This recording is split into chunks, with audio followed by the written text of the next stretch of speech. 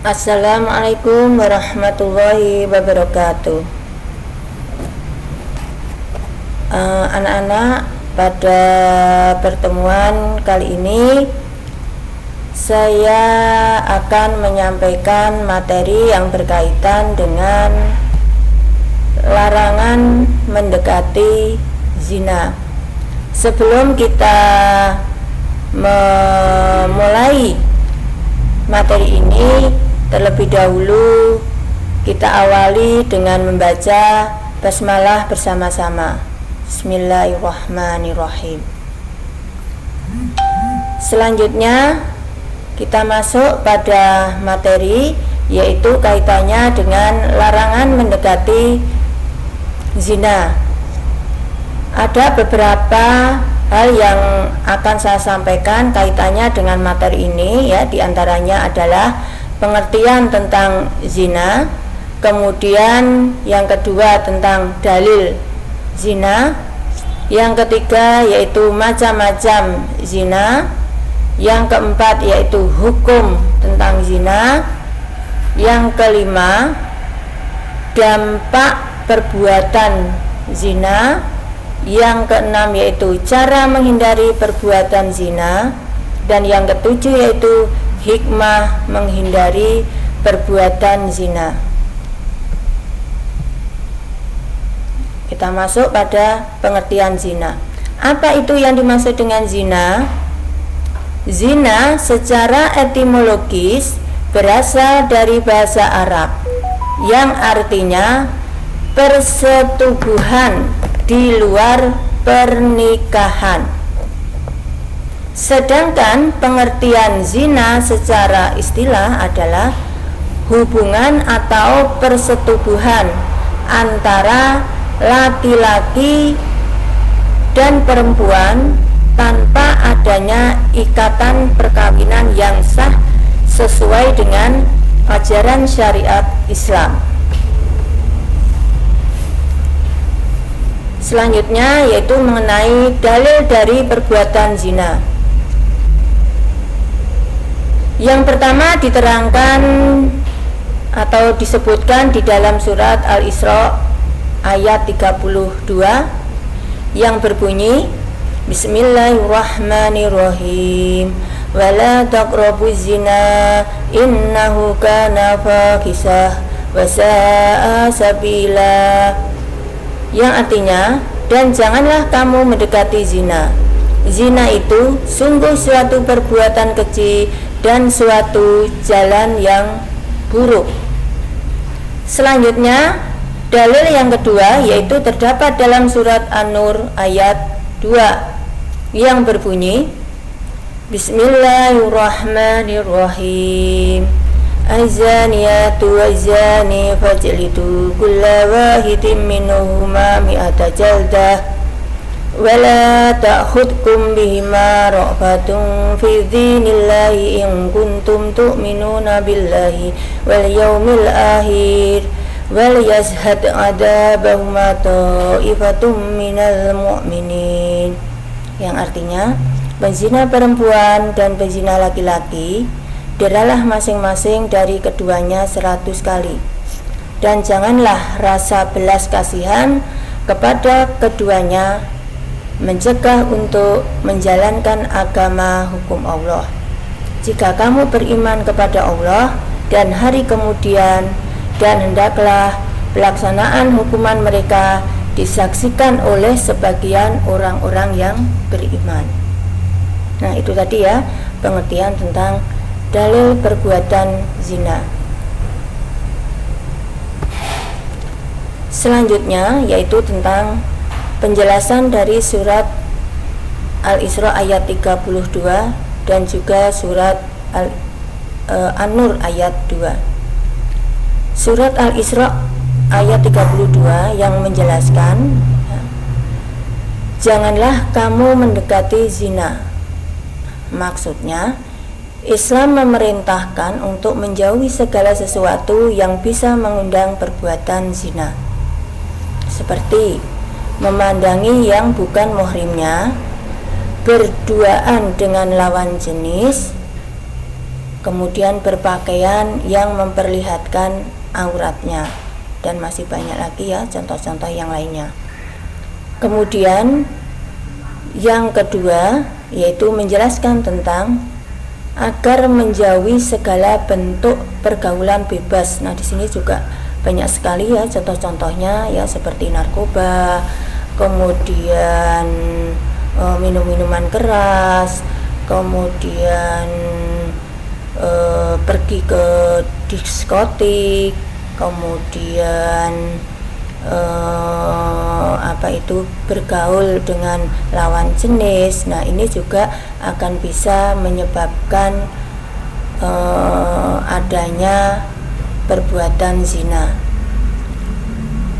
Selanjutnya, penjelasan yang ketiga dari surat Al-Isra yaitu perbuatan zina termasuk perbuatan keji dan mungkar, karena perbuatan zina menimbulkan keburukan, seperti contohnya merusak tatanan hukum dan sosial, kemudian merusak harkat dan martabat manusia, dan masih banyak lagi ya contoh-contoh yang lainnya. Selanjutnya penjelasan dari surat An-Nur ya, ayat 2. Nah, surat An-Nur ayat 2 ini menjelaskan ya bahwa pezina perempuan dan pezina laki-laki tidak boleh menikah kecuali bersama sesama jenis. Selanjutnya juga menjelaskan jika menuduh wanita baik berzina namun tidak bisa mendatangkan 4 orang saksi, maka orang tersebut dikatakan sebagai orang fasik.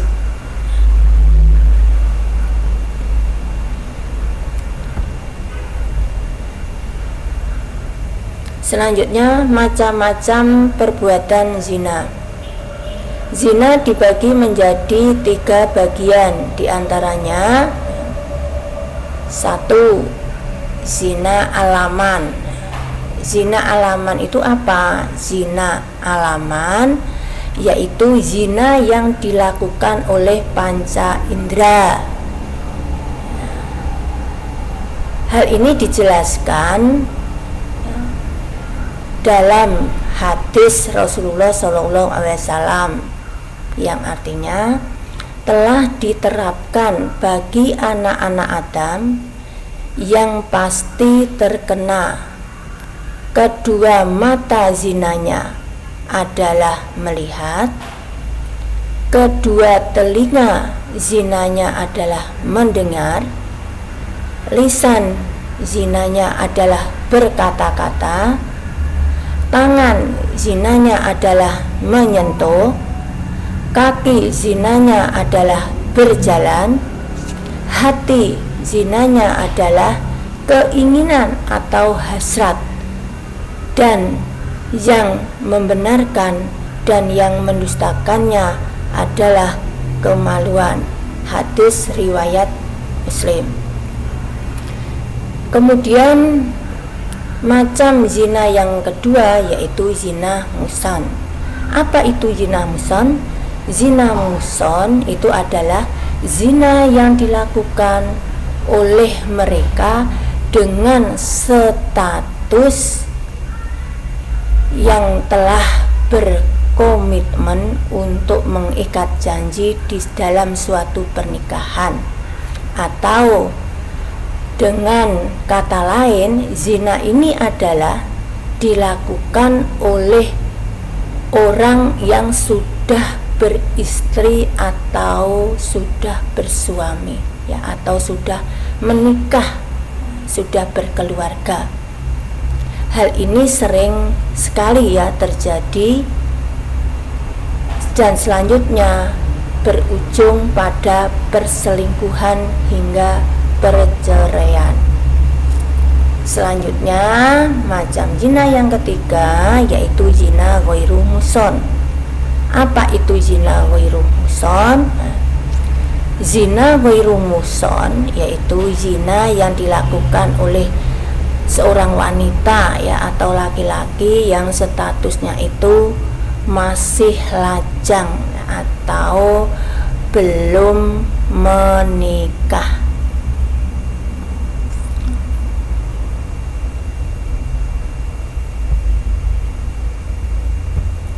Nah, selanjutnya yaitu tentang hukuman perbuatan zina. Yang pertama, bila seseorang telah melakukan perbuatan zina ghairu muhsan, yaitu zina yang dilakukan oleh orang yang sudah menikah, maka hukumannya adalah dijatuhi hukuman 100 kali cambukan serta diasingkan dari daerahnya. Hukuman tersebut itu dilakukan bagi orang yang melakukan zina ghairu muhsan, atau zina yang dilakukan bagi orang yang belum menikah atau masih lajang. Sedangkan zina yang kedua yaitu zina muhsan, yaitu zina yang dilakukan oleh orang yang sudah menikah atau sudah berkeluarga. Sedangkan bagi pezina muhsan ini hukumannya adalah dirajam atau dilempari batu sampai meninggal. Nah, hukuman tersebut itu berdasarkan hadis yang berbunyi, ambillah dariku, sungguh Allah telah memberi jalan kepada mereka. Jejaka yang berzina dengan gadis didera 100 kali dan diasingkan selama 1 tahun, dan orang yang telah menikah melakukan zina maka didera 100 kali dan dirajam. Hadis riwayat Muslim dari Ubadah bin Samir.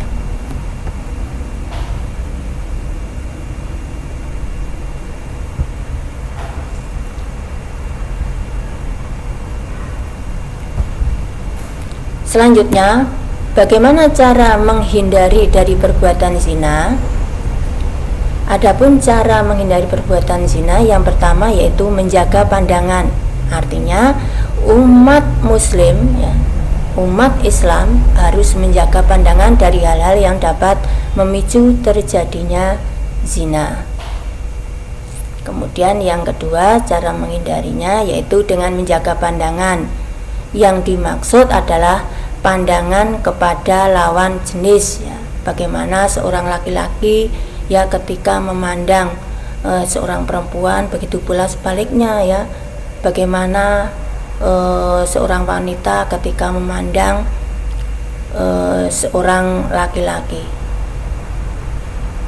Kemudian cara menghindari perbuatan zina yang ketiga yaitu menjaga cara berpakaian, baik itu laki-laki ataupun perempuan, karena pakaian ini juga bisa memicu terjadinya adanya perbuatan zina.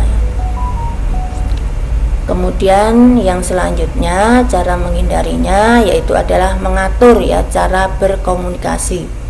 Nah, dalam Islam itu menjelaskan bahwasanya cara berkomunikasi antara pria dan wanita, diantaranya larangan kepada perempuan untuk meliuk-liukkan suara kepada laki-laki, sehingga menjadikan lelaki itu mempunyai hasrat atau syahwat untuk melakukan hal-hal yang tidak diinginkan karena dari atau tergiurnya suara wanita tadi. Selanjutnya yaitu cara menghindari perbuatan zina yaitu dengan membatasi ikhtilat atau berbaurnya antara laki-laki dan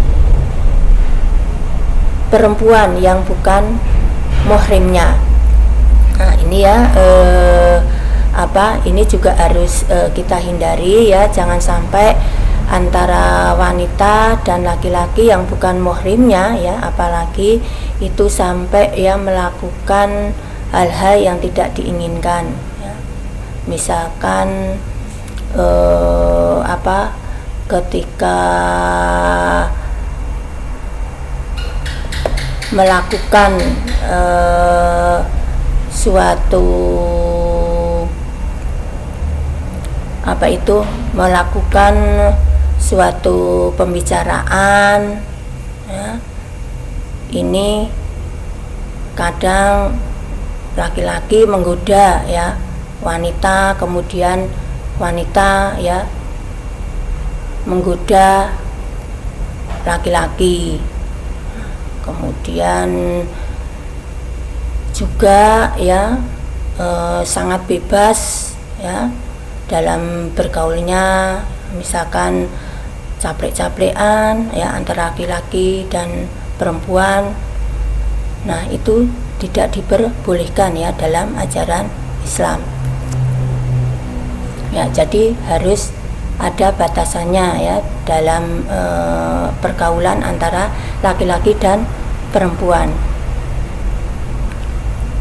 Nah, itu tadi ya cara menghindari perbuatan zina. Nah, selanjutnya tentang hikmah menghindari perbuatan zina. Apa itu hikmah dari menghindari perbuatan zina? Yang pertama yaitu menjaga kehormatan perempuan agar tidak dijadikan barang yang diperjualbelikan, karena Islam datang untuk memuliakan manusia, baik itu laki-laki dan perempuan ya, karena perempuan itu ya merupakan ya seorang wanita yang sangat ya dihormati, maka bagaimana ya supaya seorang wanita itu tidak melakukan hal-hal yang dilarang dalam ajaran agama Islam. Jadi harus berhati-hati ya, seorang wanita harus bisa menjaga kehormatan, karena seorang wanita itu sangat dimuliakan ya di hadapan Allah. Kemudian hikmah yang kedua yaitu mencegah percampuran nasab, karena dengan dibolehkan zina berarti memasukkan anak yang bukan dari benihnya ke dalam keluarga yang nantinya akan mewarisi. Jadi anak hasil dari perbuatan zina maka tidak berhak nantinya untuk mendapatkan warisan. Selanjutnya hikmah yang ketiga yaitu mencegah banyaknya anak yang ditelantarkan orang tua akibat malu anaknya lahir dari hasil perzinahan. Kemudian hikmah yang selanjutnya yaitu menjaga keutuhan dan ketentraman dalam rumah tangga. Yang selanjutnya yaitu mencegah menyebarnya kejahatan, khususnya pembunuhan yang disebabkan karena rasa cemburu ya misalkan, atau bisa juga ya karena tidak mau bertanggung jawab ya, sehingga bisa saja ya orang yang minta pertanggungjawaban itu akan dibunuh, karena banyak sekali hal tersebut ya terjadi. Selanjutnya hikmah ya yang terakhir yaitu mencegah penyebaran penyakit menular yang merupakan hukuman Allah atas penyebarannya dari perbuatan keji tersebut ya, seperti HIV ya atau AIDS. Nah, itu ya penyakit yang mungkin terjadi ya pada orang-orang yang melakukan perbuatan zina. Nah, itulah tadi anak-anak materi yang sudah saya sampaikan, yaitu berkaitan dengan larangan untuk melakukan perbuatan zina. Semoga dengan materi ini kalian bisa mengambil hikmah ya, atau manfaatnya. Kalian bisa menjaga diri supaya kalian jangan sampai ya melakukan hal-hal yang dilarang dalam ajaran agama Islam ya, terutama ya melakukan perbuatan-perbuatan yang bisa mengarah pada perbuatan zina. Karena sekarang ini ya banyak anak-anak ya yang dalam pergaulannya itu sudah menyimpang dari ajaran agama Islam, sehingga menimbulkan ya atau melakukan yang namanya perbuatan zina ya, yang akhirnya sampai ya, anak ini hamil di luar pernikahan ya, naudzubillahi min dzalik ya. Semoga kalian semua ya terhindar ya dari hal-hal tersebut dan bisa menjaga diri. Demikian materi yang sudah saya sampaikan. Akhirul kalam, wassalamualaikum warahmatullahi wabarakatuh.